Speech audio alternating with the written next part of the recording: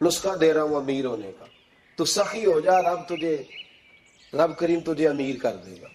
سخی بن جا. مالا والے سخی نہیں ہوندے تے سخیاں کول مال نہیں ہوندا. ایتھے اوتھے دوواں جہان نہیں، سخی کنگال نہیں ہوندا. سخی بن جاؤ. میرے نبی پاک علیہ السلام نے فرمایا بندہ کبھی بھی جیب کا سخی نہیں ہوتا، سخی وہی ہوتا ہے جو دل کا ہوتا ہے. غریبوں کو میرا مشورہ ہے کہ 10 روپے دو لیکن رمضان میں روز دینا، ہر شام دینا. غریبوں کو ساتھ بٹھاؤ، روٹیاں کھلاؤ، افطاریاں کراؤ. غریبوں کے گھروں کے اندر سوٹ پہنچاؤ. مدارس کے طالب علموں کو کپڑے خرید کے دو. جو کچھ نہیں دے سکتا وہ ایک مسواک لا کے دے. ڈیوٹی کرو. اپنے دائیں بائیں غریبوں کا خیال رکھو. جن گھروں میں اکثر دیکھتے ہو کہ دال کا شاپر جاتا ہے، وہاں رمضان شریف میں صبح صبح گوشت پہنچاؤ. مہربانی کرو. غریب امیر تو کسی کو تب دے گا جب اس نے ووٹ لینے ہوں گے. وہ تو وہاں زکوٰۃ دے گا جہاں سے اسے پتا ہوگا کہ میری تعریف اچھی ہوگی. وہ تو مسجد میں اس وقت خرچ کرے گا جب اس کا نام بار بورڈ پہ لکھا جائے گا. غریبوں، تم نے ظلم کیا ہے. اگر تم اپنی 4 غریب بھائی مل کے ایک غریبنی بہن کا خیال رکھتے تو اس غریبنی کو محلے کے چودھری کے پاس نہ جانا پڑتا. اگر 4 غریب بھائی ایک غریب بھائی کا خیال کر لیتے، تھوڑے جو صاحب حیثیت تھے، تو وہ مجبور نہ ہوتا. مہربانی کرو. حضرت عبداللہ ابن عمر رضی اللہ تعالیٰ عنہ ہر روز مدینے کے مسکینوں کو ڈھونڈ کے لاتے تھے. فرماتے تھے کہ ان کو ایک تھیلا دینا میں عزت نہیں سمجھتا. ڈھونڈ کے لاتے غریبوں کو اور اپنے سامنے دسترخوان بچھاتے رمضان میں، اور پھر ان پہ کھانے چنتے اور فرماتے غریب کھائیں گے تو میرا اللہ راضی ہوگا. ساتھ بٹھا کے کھلاتے. ایک بڑی عجیب بات ہو گئی، گھروں میں ہو جاتی ہے. جن گھروں میں زیادہ مہمان آتے ہیں وہاں یہ مسئلے بن جاتے ہیں. ایک دن زوجہ کہنے لگی کھانا آپ کا یہ آج مہمان کو نہ لائیے گا. کہہ دیتی ہیں نا بیویاں کبھی کبھی. یہ نافرمانی نہیں. اگر آپ کو کھڑا کیا جائے نا رمضان میں روزہ رکھ کے باورچی خانے تو لگ پتا جائے. اس کو نافرمانی نہ سمجھے. بیوی نے پکا کے نہیں دیا جی. تو حضرت عبداللہ ابن عمر کی زوجہ کہنے لگی آپ کا کھانا ہے، مہمانوں کا کوئی نہیں. تو حضرت عبداللہ ابن عمر کہنے لگے اللہ تجھے جزا دے. تو روز پکا کے دیتی ہے. چل اس طرح کا مجھے سرکہ اور کھجور دے دے، روٹی میرے مہمان کو دے دے. آپ کی زوجہ رو پڑی. کہنے لگی اگر آپ افطاری والوں کا اتنا خیال کرتے ہیں تو میں نہ کروں. مجھے 10-20 منٹ کا ٹائم دے، میں اپنے اوپر وزن بوجھ ڈالوں گی. میں تھوڑی مشقت میں پڑوں گی لیکن مہمانوں کے لیے افطاری کا ضرور بندوبست کروں گی. ہمارے ہاں تو افطاریاں بھی سیاسی ہیں. ووٹ اکٹھے کرنے کے لیے افطاریاں. اور ڈرو اللہ سے. کس نام پہ لوگ دنیا داری کریں گے؟ کس نام؟ غریبوں کو کھلاؤ کھانا جن کو سارا سال گوشت ملتا ہے. ان کی میں کل یونیورسٹی میں کہہ رہا تھا کہ بڑا ہاتھی ہوتا ہے پر بادشاہ شیر ہوتا ہے. اس لیے کہ شیر ہفتے میں ایک دن گوشت کھاتا ہے. اگر روز کھائے نا تو اس سے بھی نہ اٹھا جائے جس طرح ہم سے نہیں اٹھا جاتا. اس سے اٹھا کوئی نہ جائے. وہ ہفتے میں ایک دن کھاتا. مگرمچھ سب سے دلیر جانور ہے دریائی جانوروں میں سے، لیکن 24 گھنٹے میں 700 گرام کھانا کھاتی ہے. اور شیر کا بھی پنجہ پکڑ لے تو شیر چھڑا نہیں سکتا. روٹی کھا کے تو حال ہی کوئی نہیں قوم کا. تو مہربانی فرمائے فاقہ آپ کو طاقتور کرے گا. اور جتنا زیادہ انسان کھاتا ہے شہوانی قوتیں زیادہ ہوتی ہیں. اس لیے نبی پاک نے کہا تھا نوجوانوں کو یا شادی کر لو یا روزے رکھا کرو. اگر زیادہ روٹیاں کھاؤ گے تو تمہارے اندر نفسانی اور شہوانی قوتیں زیادہ پروان چڑھیں. تو مہربانی فرمائے رمضان میں غریبوں کے فاقوں کا خیال کریں. انہیں پہنچا کے آئیں، گھر جا کے دے کے آئیں. میں اکثر یہ روتا ہوں کہ ہماری مسجدوں میں نا 27ویں کو قاری صاحب کو سوٹ ملتا ہے. اس کے پیچھے سازش یہ ہوتی ہے کہ 27ویں روزے نہ تو درزی پکڑے گا نہ سی کے دے گا. تو ہم یہ سازش کرتے ہیں کہ دیں جی نانا ہوئے مولوی بھی ساڑھے ورگا سوٹ پا لے عید تے پھر ساڑھے جی چودھری جی تے مولوی جی فرق کی رہ گیا. تو 27ویں کو اس لیے دیتے ہو کہ درزی نہ پکڑے. اس بیچارے کو دینا ہے تو یکم رمضان کو دو.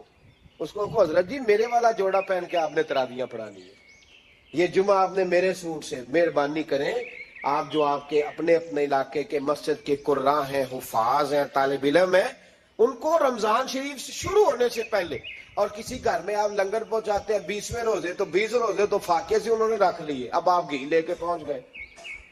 اگر رمضان کی نیت کر کے رمضان سے پہلے بھی دو گے تو اللہ رمضان جتنا ہی اجر عطا فرمائے گا۔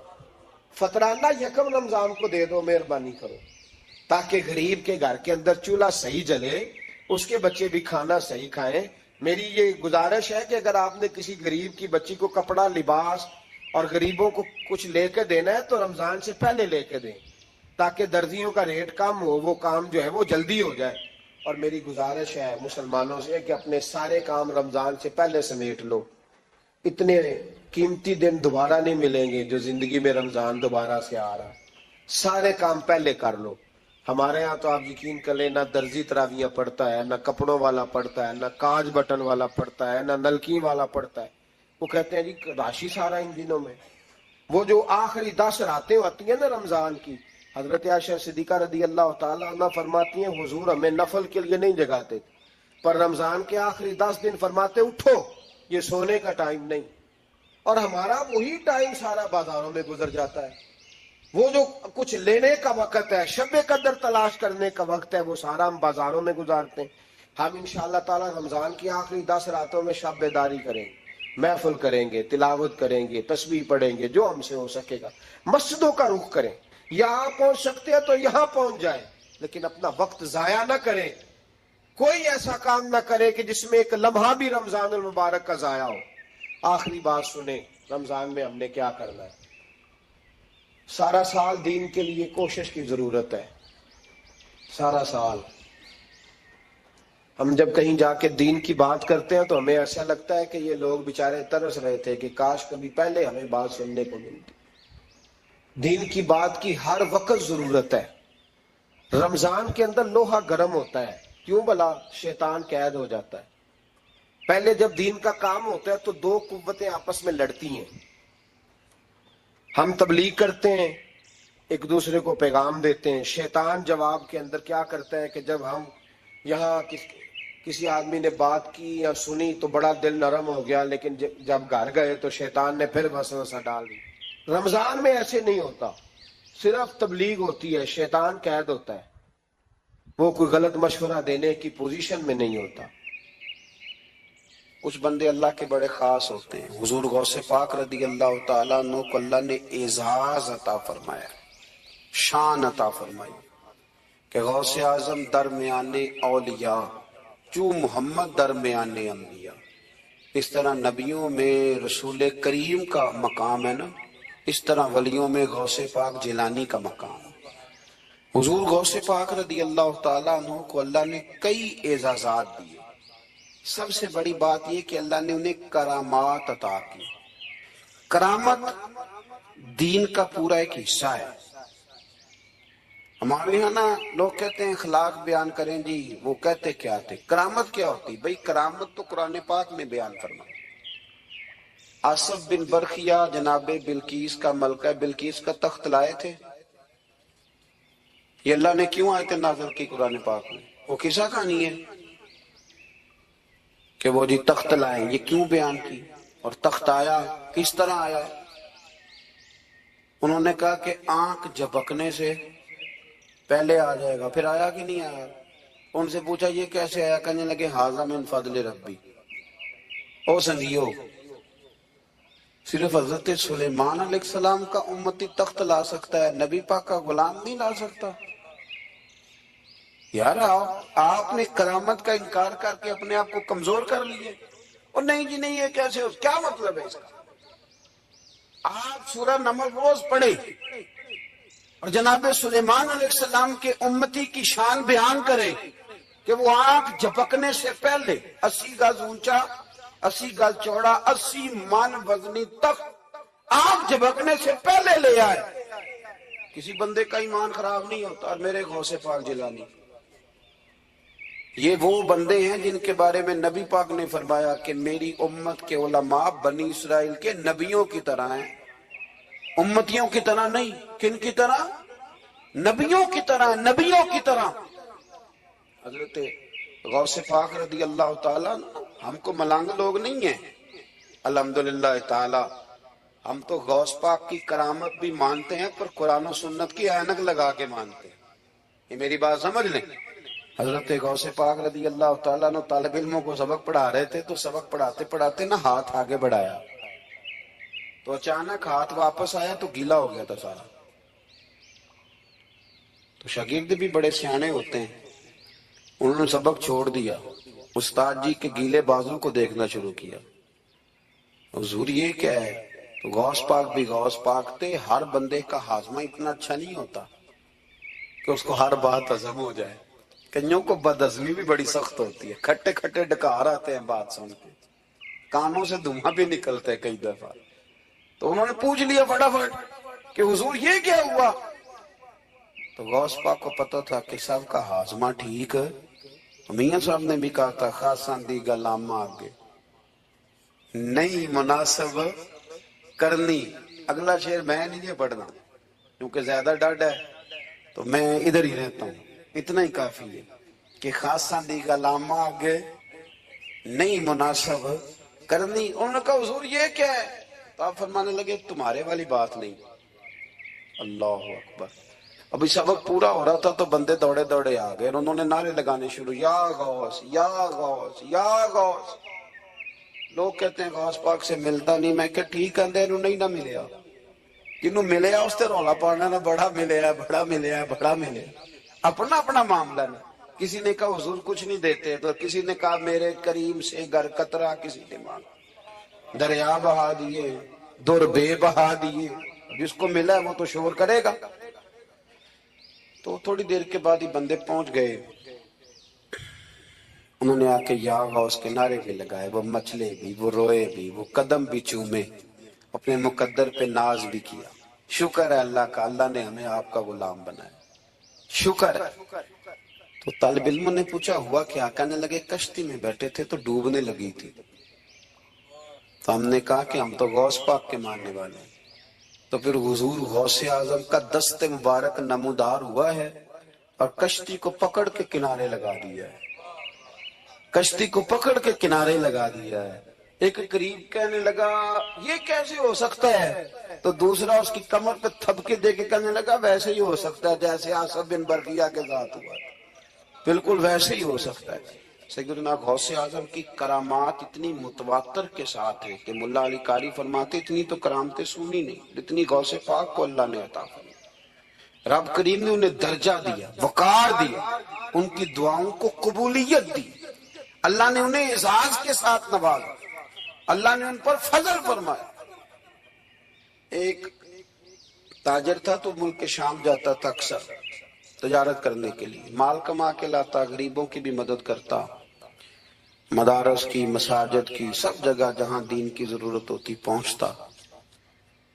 ایک بغداد میں اور درویش بھی گزرے جن کا نام شیخ حماد ہے, وہ بھی بڑے درویش تھے.